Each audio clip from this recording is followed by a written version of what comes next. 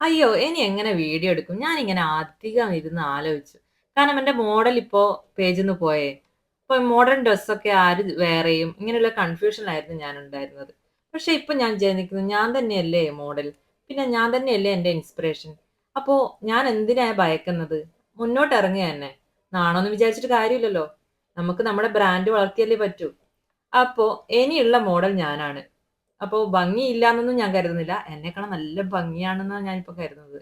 അതുകൊണ്ട് തന്നെ ഏത് മോഡേൺ ഡ്രസ്സും എനിക്ക് വെയർ ചെയ്യാൻ പറ്റും എന്നുള്ളൊരു കോൺഫിഡന്റും എനിക്കുണ്ട്. അപ്പൊ ഇനിയുള്ള മോഡൽ ഞാനായിരിക്കും. എന്നെ എത്രത്തോളം ഏറ്റെടുക്കും എന്നൊന്നും എനിക്കറിയില്ല. പക്ഷെ ഞാൻ മുന്നോട്ട് വെക്കുന്നത് മറ്റുള്ളവർക്ക് അഫോർഡബിൾ റേറ്റിലേക്ക് പ്രൈസിലേക്ക് മെറ്റീരിയൽ കൊണ്ടുവന്ന് അത് സ്റ്റിച്ച് ചെയ്യണമെന്നാണ് ആഗ്രഹം. ഇപ്പൊ നിലവിൽ ഇതിന്റെ റീറ്റെയിൽ പ്രൈസ് ഒക്കെ ആകുമ്പോൾ എനിക്ക് വലിയൊരു ഹൈ പ്രൈസ് ആയിട്ട് തോന്നുന്നുണ്ട്.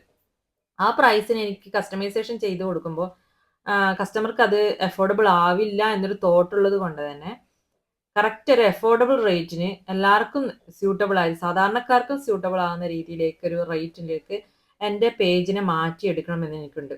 അതുകൊണ്ട് നിങ്ങൾ മാക്സിമം എൻ്റെ കൂടെ നിൽക്കുക. ഇതിനെക്കുറിച്ച് ഉറപ്പായി നിങ്ങളുടെ അഭിപ്രായങ്ങളും നിർദ്ദേശങ്ങളും കമന്റിൽ അറിയിക്കണേ. ഓക്കെ.